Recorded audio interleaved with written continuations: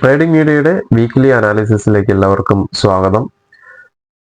ഈ ഒരാഴ്ച, ഇനി വരുന്ന ഒരാഴ്ച എന്ന് പറയുന്നത് നമ്മുടെ ചൈനയിൽ റിപ്പോർട്ട് ചെയ്തിട്ടുള്ള പുതിയ വൈറസ് ആയിട്ടുള്ള HMPV വൈറസിന്റെ ഒരു എഫക്റ്റ് ഇന്ത്യൻ മാർക്കറ്റിൽ ഉണ്ടാകുമോ ഇല്ലയോ എന്നുള്ളൊരു ആകാംക്ഷയിലാണ് ട്രേഡേഴ്സ് എല്ലാം കാത്തിരിക്കുന്നത്. കാരണം ഇപ്പോൾ വെള്ളിയാഴ്ച മാർക്കറ്റ് ചെറിയൊരു നെഗറ്റീവിലാണ് ക്ലോസ് ചെയ്തിരിക്കുന്നത്. എനിക്ക് തോന്നുന്നു വ്യാഴം വെള്ളി ദിവസങ്ങളിൽ തന്നെ ഇത്തരത്തിലുള്ള ന്യൂസുകൾ പുറത്തു വന്ന് തുടങ്ങിയിട്ടുണ്ട്. പക്ഷേ വെള്ളിയാഴ്ച വേൾഡ് മാർക്കറ്റ്, പ്രത്യേകിച്ച് US മാർക്കറ്റൊക്കെ ക്ലോസ് ചെയ്തിരിക്കുന്നത് പോസിറ്റീവിലാണ്. അതുകൊണ്ട് തന്നെ US മാർക്കറ്റിനെ ഒന്നും ഈ ഒരു വൈറസ് അധികം ബാധിച്ചിട്ടില്ല. ബാധിക്കാത്തതിൻ്റെ ഒരു കാരണം എന്ന് പറയുന്നത്, എനിക്ക് തോന്നുന്നു ചൈനയ്ക്ക് പുറത്ത് ഇതുവരേക്കും ഈ ഒരു വൈറസ് റിപ്പോർട്ട് ചെയ്തിട്ടില്ല. ചൈനയ്ക്ക് പുറത്ത് ചൈനയ്ക്കകത്ത് മാത്രമാണ് നിലവിൽ റിപ്പോർട്ട് ചെയ്തിട്ടുള്ളത്. അതുകൊണ്ട് തന്നെ ഇപ്പം ഇന്ത്യയിൽ റിപ്പോർട്ട് ചെയ്യാത്തിടത്തോളം കാലം അത്തരമൊരു പാനിക് സെല്ലിങ്ങിലോട്ട് ഇന്ത്യൻ സ്റ്റോക്ക് മാർക്കറ്റ് പോകാൻ സാധ്യത ഇല്ല എന്നാണ് പ്രതീക്ഷിക്കുന്നത്.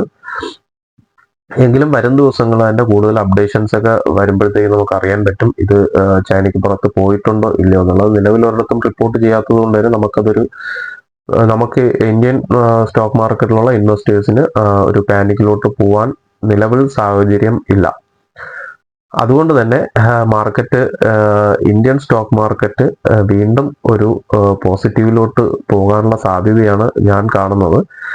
നമുക്ക് ചാർട്ടിലോട്ട് പോവാം. നമ്മൾ കഴിഞ്ഞ ആഴ്ചത്തെ വീക്ക്ലി അനാലിസിസിൽ പറഞ്ഞിട്ടുണ്ടായിരുന്നു 24,000, ഈ വീക്കിൽ 24,000 ബ്രേക്ക് ചെയ്യാൻ സാധ്യതയുണ്ടെന്ന് ടാർഗറ്റ് വെച്ചിരുന്നത്. നമ്മൾ 24,168, 24,220 ഈ ഒരു റേഞ്ചായിരുന്നു.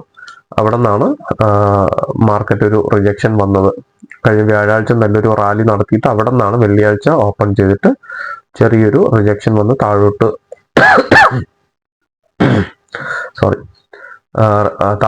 വന്നിരിക്കുന്നത്. അപ്പോൾ നിലവിൽ ഇനി ഈ ഒരു സോൺ 75 മിനിറ്റ്സിന്റെ ഒരു സോണാണ്, നമ്മൾ സപ്ലൈ സോണാണ് മാർക്ക് ചെയ്യുന്നത്. ഇത് ഓൾറെഡി പിയേഴ്സ്ഡ് ആയിട്ടാണ് താഴോട്ട് വന്നിരിക്കുന്നത്. അതിന്റെ വിക്ക് നോക്കിക്കഴിഞ്ഞാൽ അറിയാം, ഇതിന്റെ സോൺ ഒന്ന് പിയേഴ്സ്ഡ് ആയിട്ടുണ്ട്. അപ്പോൾ നമ്മൾ പഠിച്ചിട്ടുള്ളത്, പിയേഴ്സ്ഡ് ആയി കഴിഞ്ഞാൽ നമ്മൾ ഇനി അത് ഉപയോഗിക്കുന്നില്ല. കാരണം അത് നെക്സ്റ്റ് അത് വയലേറ്റഡ് ആകാൻ സാധ്യത വളരെ കൂടുതലാണ്. ഇതിന് 75 മിനിറ്റ്സ് ഹൈ ലിക്വിഡിറ്റി സോൺ ആയതുകൊണ്ട് ഇവിടെ എത്തുമ്പോഴത്തേക്കും റിജക്ഷന് സാധ്യതയുണ്ട്. എങ്കിലും പിയേഴ്സ്ഡ് ആയതുകൊണ്ട് നമ്മളത് ഉപയോഗിക്കുന്നില്ല. പിയേഴ്സ്ഡ് ആകാണ്ടിരുന്നെങ്കിൽ നമുക്കത് തീർച്ചയായിട്ടും ഉപയോഗിക്കാമായിരുന്നു. എങ്കിലും ഞാൻ ടാർഗറ്റ് അച്ചീവ് ചെയ്തുകൊണ്ട് ആ സോൺ എടുത്ത് മാറ്റുകയാണ്. നമുക്ക് പിന്നെ ഇനി അടുത്ത് വരുന്ന ഒരു ടാർഗറ്റ് എന്ന് പറയുന്നത് ഈ ഒരു ഏരിയ ആണ്. ഇതിന്റെ റേഞ്ച് വരിക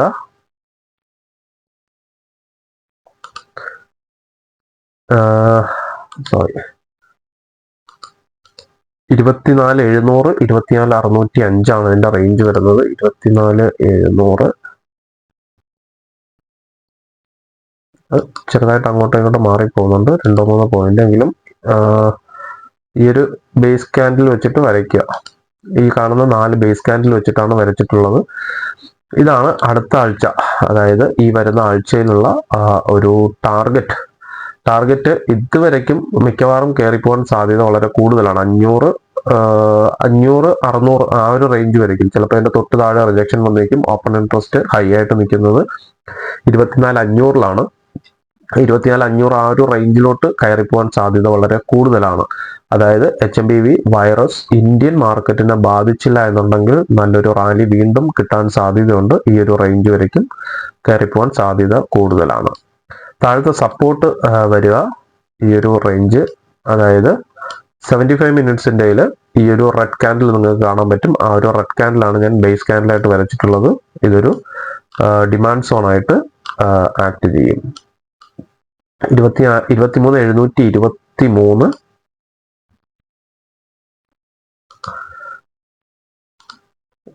ഈ ഒരു റേഞ്ച്, 797, 721 ഈ ഒരു റേഞ്ച് താഴോട്ട് വരികയാണെന്നുണ്ടെങ്കിൽ ഒരു സപ്പോർട്ട് എടുക്കാൻ സാധ്യത വളരെ കൂടുതലാണ്. അതായത് താഴോട്ട് പോവുകയാണെന്നുണ്ടെങ്കിൽ 23,721, 797 റേഞ്ചും, മുകളിലോട്ട് പോവുകയാണെന്നുണ്ടെങ്കിൽ 24,599, 702 ആണ് അവിടെ ഒരു സ്ട്രോങ് റെസിസ്റ്റൻസ് ആയിട്ടുള്ളത്. എന്നിരുന്നാലും അതുവരെയും പോയില്ലെങ്കിലും ഇപ്പോഴത്തെ ഒരു ഓപ്പൺ ഇൻട്രസ്റ്റിന്റെ വാല്യൂ വെച്ചിട്ടാണ് പറയുന്നത് 24,500 ഞാൻ എക്സ്പെക്ട് ചെയ്യുന്നത് ഈ വീക്കിലി. അപ്പം ഈ രണ്ട് റേഞ്ചും കൃത്യമായിട്ട് നോക്കുക. ബാക്കി അപ്ഡേഷൻസ് നമ്മുടെ വാട്സപ്പ് ഗ്രൂപ്പിൽ അന്നൊന്ന് അപ്ഡേറ്റ് ചെയ്യുന്നതായിരിക്കും. ഇതിനിടയ്ക്ക് എന്തായാലും നമുക്ക് മാർക്കറ്റ് കയറുന്നതിനനുസരിച്ച് ഇടയ്ക്ക് സോണുകൾ വന്നുകൊണ്ടിരിക്കും. ഡിമാൻഡ് സോണും സപ്ലൈ സോണും അത് അപ്ഡേറ്റ് ചെയ്യുന്നതായിരിക്കും. നിലവിൽ ഈ വീക്കിലിയിലുള്ള രണ്ട് ഹൈയും ലോയും ആണ് മാർക്ക് ചെയ്തിരിക്കുന്നത്. നമ്മൾ ഫിബ് നോക്കുകയാണെന്നുണ്ടെങ്കിൽ കഴിഞ്ഞ ആഴ്ച നമ്മൾ പറഞ്ഞിട്ടുണ്ടായിരുന്നു ഈ ഒരു റേഞ്ച് 23,614 ബ്രേക്ക്ഔട്ട് കിട്ടുകയാണെങ്കിലും ഇവിടെ ഒരു ട്രെൻഡ് ലൈൻ ഉണ്ട്. ട്രെൻഡ് ലൈന് ബ്രേക്ക്ഔട്ട് കിട്ടി താഴോട്ട് പോയാൽ മാത്രമേ പാനിക് ആവേണ്ട ആവശ്യമുള്ളൂ. എങ്കിലും താഴോട്ട് പോവാണെന്നുണ്ടെങ്കിൽ 22,697 22,431 എന്നൊരു റേഞ്ച് ഉണ്ട്. സപ്പോസ് ഈ വൈറസിന്റെ HMBV വൈറസിന്റെ ഒരു എഫക്ട് ഇന്ത്യൻ സ്റ്റോക്ക് മാർക്കറ്റിൽ വരികയാണെന്നുണ്ടെങ്കിലും ഇതൊരു സ്ട്രോങ് സപ്പോർട്ട് ആയിരിക്കും. 22,697 22,431 ഈ ഒരു ട്രെൻഡ് ലൈൻ ബ്രേക്ക്ഔട്ട് കിട്ടുകയാണെങ്കിൽ മാത്രം. മുകളിലോട്ട് എക്സ്പെക്ട് ചെയ്യുന്ന ലെവൽസ് എന്ന് പറയുന്നത് വീണ്ടും ഇവിടെ ഒരു ടാർഗറ്റ് 24,780, പിന്നെ അടുത്ത് വരുന്നത് 25,135. ഈ രണ്ട് ലെവൽസും കൃത്യമായിട്ട് നോക്കുക. 24,780 അതായത് ഈ വീക്ക് അല്ലെങ്കിലും നെക്സ്റ്റ് നമുക്ക് വരുന്ന ഒരു ലോങ് ടൈമിനുള്ള ഒരു ടാർഗറ്റ് ആണ് അടുത്ത രണ്ട് ലെവൽസ് എന്ന് പറയുന്നത് 24,780 135. അതായത് നേരത്തെ നമ്മൾ തന്നിട്ടുള്ള സപ്ലൈ ആൻഡ് ഡിമാൻഡ് സോണിലുള്ള ആ ഒരു ബ്രേക്ക്ഔട്ട് കിട്ടുകയാണെങ്കിൽ മാത്രം. ഇതിൽ വീണ്ടും ഈ ഒരു ഹൈ പറയാനുള്ള കാരണം 24,780 25,135 പറയാനുള്ള കാരണം ഇത് നോക്കി കഴിഞ്ഞാൽ ഞാൻ ഈ ഒരു ലെവൽസ് എടുത്ത് മാറ്റാം. ഇതിന് ആക്റ്റീവ് ആയിരിക്കില്ല. ഓക്കെ,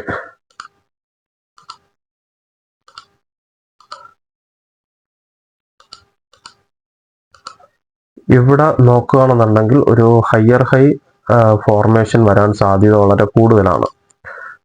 ഇവിടെ നിന്ന് വന്നു, ഇവിടെ ഒരു ലോ ക്രിയേറ്റ് ചെയ്തു, ഒരു ഹൈ വന്നു, അടുത്ത് വന്നിരിക്കുന്ന ലോ എന്ന് പറയുന്നത് ഇതിന്റെ മുകളിൽ ഹയർ ലോ ആണ് വന്നിരിക്കുന്നത്. അത് കഴിഞ്ഞിട്ട് വീണ്ടും അവിടെ ഒരു ഹയർ ലോ തന്നെയാണ്, ഈക്വൽ ലോ ആണ് വന്നിരിക്കുന്നത് ഇല്ലേ. ഇവിടെ ഒരു ലോവർ ലോയോ അല്ലെങ്കിൽ ഇതിന്റെ താഴെ ഒരു ലോവർ ലോയോ വന്നിട്ടുണ്ടെങ്കിൽ ട്രെൻഡ് കണ്ടിന്യൂ ചെയ്യുന്നു പറയാം താഴോട്ട്. പക്ഷെ നമുക്ക് രണ്ട് ലോ അടുപ്പിച്ചടുപ്പിച്ച് വന്നു. ആദ്യത്തത് ഹയർ ലോ വന്നു, നെക്സ്റ്റ് ലോ വീണ്ടും അവിടെ ഒരു ഈക്വൽ ലോ വന്നിട്ടാണ് തിരിച്ച് മുകളിൽ കയറുന്നത്. അപ്പോൾ നമുക്കടുത്ത് ഇവിടെ ഒരു ഈക്വൽ ഹൈയോ അല്ലെങ്കിൽ ഇത് ബ്രേക്ക് ചെയ്ത് വരുന്ന ഈ ആഴ്ചയിൽ അല്ലെങ്കിൽ നെക്സ്റ്റ് വീക്കൊക്കെ നമുക്ക് ഇവിടെ നിന്ന് ഒരു ഹയർ ഹൈ കിട്ടുകയാണെന്നുണ്ടെങ്കിൽ, ഈ ഹൈക്ക് മുകളിലൊരു ഹയർ ഹൈ കിട്ടുകയാണെന്നുണ്ടെങ്കിൽ നിഫ്റ്റി വീണ്ടും അപ് ട്രെൻഡിലോട്ട് പോകാൻ സാധ്യത വളരെ കൂടുതലാണ്. അപ്പം ഈ ഒരു ലോ കട്ട് ചെയ്യുന്നുണ്ടോ എന്ന് മാത്രം നോക്കുക. ഈ ഒരു ലോ കട്ട് ചെയ്ത് ഈ ഒരു ട്രെൻഡ് ലൈനും ബ്രേക്ക്ഔട്ട് കിട്ടുകയാണെങ്കിൽ മാത്രമേ ഇനി താഴോട്ട് പോകാൻ സാധ്യത ഉള്ളൂ. അല്ല എന്നുണ്ടെങ്കിൽ വീണ്ടും തിരിച്ചു മുകളിലോട്ട് പോകാൻ സാധ്യത വളരെ കൂടുതലാണ്.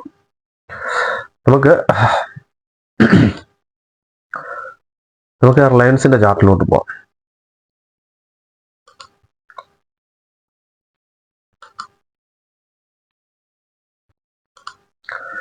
റിലയൻസിന്റെ ചാർട്ടില് കഴിഞ്ഞ ആഴ്ച നമ്മൾ വീക്ക്ലി ചാർട്ടില് തന്നിട്ടുള്ള ലെവൽസ് ഇതായിരുന്നു. നമ്മൾ ഇവിടെ ഒരു ഡ്രോപ്പ് കാൻഡിൽ വന്നു, അത് കഴിഞ്ഞിട്ടൊരു ബേസ് കാൻഡിൽ ക്രിയേറ്റ് ചെയ്തു. അപ്പോൾ അന്ന് പറഞ്ഞതാണ് നമുക്കിത് ഇവിടെ ഒരു ട്രെൻഡ് ലൈൻ ഉണ്ട്. ട്രെൻഡ് ലൈനും ഈ ബേസ് കാൻഡിലിന്റെ ഈ ഒരു സോണിന്റെ, അതായത് ഡ്രോപ്പ് കാൻഡിലും ഇതും കൂടെ വെച്ചിട്ടാണ് നമ്മൾ ഇവിടെ ഒരു ഡിമാൻഡ് സോൺ വരച്ചിട്ടുള്ളത്. ഇത് ബ്രേക്ക്ഔട്ട് കിട്ടി താഴോട്ട് അടുത്തൊരു ഡ്രോപ്പ് കാൻഡിൽ വന്നു കഴിഞ്ഞാൽ മാത്രം എന്ത് സംഭവിക്കും? ഡ്രോപ്പ് ബേസ് ഡ്രോപ്പ് താഴോട്ട് ഡൗൺ ട്രെൻഡിലോട്ട് പോകും.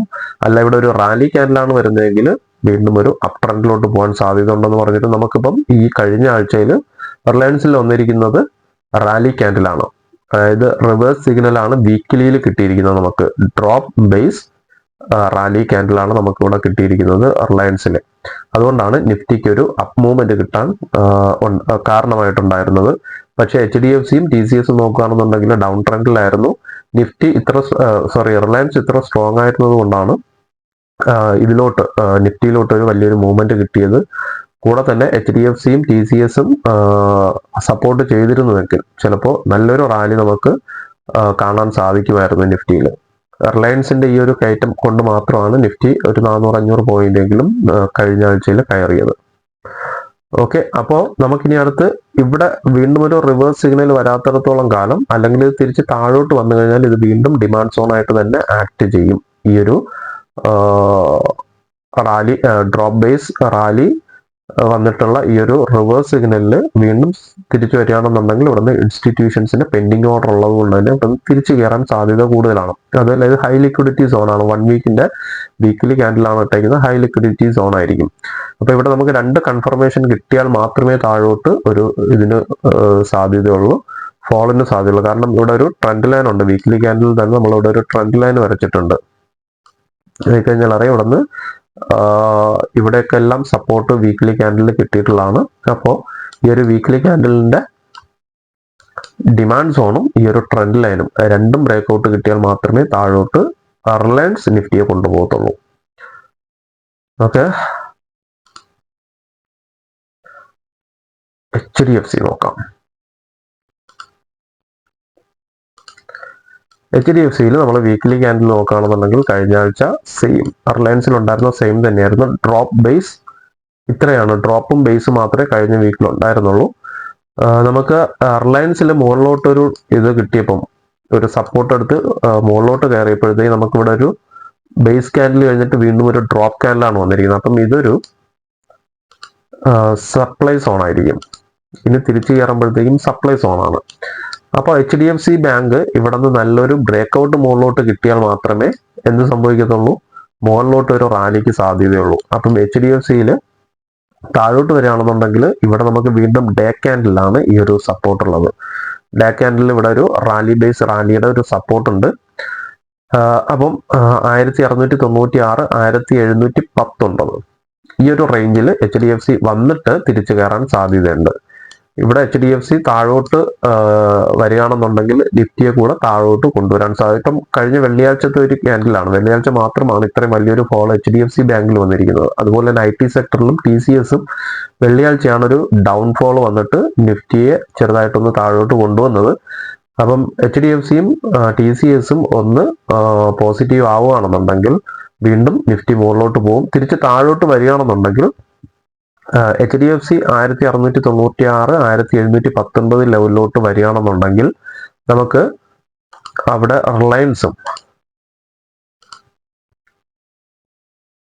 റിലയൻസും ചെറുതായിട്ടൊന്ന് താഴോട്ട് വരും. അങ്ങനെയാണെന്നുണ്ടെങ്കിൽ വീണ്ടും ഇവിടെ ഒരു റീടെസ്റ്റ് വന്നേക്കും. ഈ ഒരു ലെവലിൽ വീണ്ടും റിലയൻസ് ഒരു റീടെസ്റ്റ് വന്നേക്കും. അങ്ങനെയാണെന്നുണ്ടെങ്കിൽ നമുക്ക് നിഫ്റ്റിയും താഴോട്ട് ഒന്ന് ഇറങ്ങി വരും. താഴോട്ട് ഇറങ്ങി വരികയാണെന്നുണ്ടെങ്കിൽ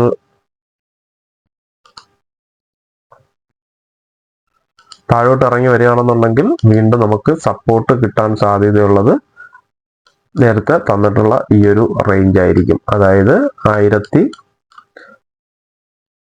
23,798, 23,720 വരുന്ന ഈ ഒരു റേഞ്ചിലായിരിക്കും നിഫ്റ്റിക്ക് സപ്പോർട്ട് കിട്ടാൻ സാധ്യതയുള്ളത്. അതായത് ഈ 3 ചാർട്ടും നോക്കുക, റിലയൻസ് നോക്കുക, HDFC നോക്കുക, TCS നോക്കുക. ഈ 3 സെക്ടറും താഴോട്ട് ഇറങ്ങി വരികയാണെന്നുണ്ടെങ്കിൽ നിഫ്റ്റിക്ക് സ്ട്രോങ് സപ്പോർട്ട് ഈ ഒരു ലെവലിൽ കിട്ടും. 23,750 ആ ഒരു റേഞ്ചിൽ.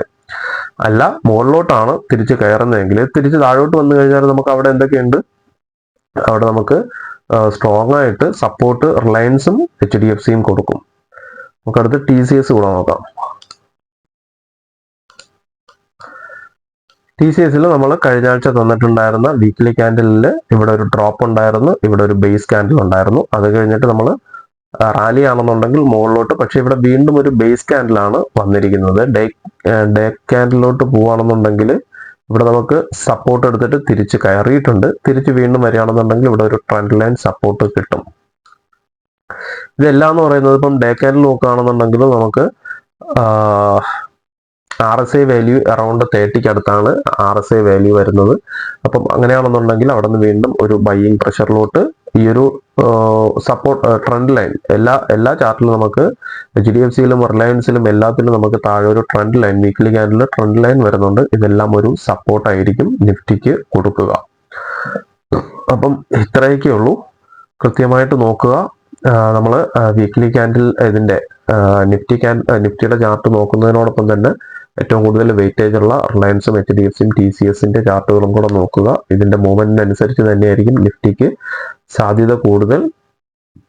എന്തായാലും ഇപ്പം ചൈനയെ ബാധിച്ചിരിക്കുന്ന ആ ഒരു വൈറസ് ഇന്ത്യയിലോട്ടല്ല മറ്റൊരിടത്തോട്ടും വ്യാപിക്കാണ്ട് എല്ലാവരും നന്നായിട്ടിരിക്കട്ടെ എന്ന് നമുക്ക് പ്രാർത്ഥിക്കാം. അതിനോടൊപ്പം തന്നെ നമ്മുടെ മാർക്കറ്റിൽ വലിയൊരു മൂവ്മെന്റ് താഴോട്ട് പോവുകയാണെന്നുണ്ടെങ്കിൽ ഒരുപാട് ഇൻവെസ്റ്റേഴ്സിന്റെ ഇപ്പം ഷോർട്ട് ടൈമിലോട്ടായിരുന്നാലും സ്വിങ്ങിന് വേണ്ടിയിട്ടൊക്കെ ആയിരുന്നാലും ഹോൾഡ് ചെയ്തിരിക്കുന്ന സ്റ്റോക്കുകളെല്ലാം താഴോട്ട് പോകും. അപ്പം അത്തരത്തിലൊരു വലിയൊരു നഷ്ടത്തിലോട്ട് പോവാണ്ട് നല്ലൊരു റാലി നമുക്ക് ഇന്ത്യൻ മാർക്കറ്റിൽ പ്രതീക്ഷിക്കാം. അപ്പം എല്ലാവർക്കും നല്ലൊരു വീക്ക് ആഴ്ച നേരുന്നു. Thank you.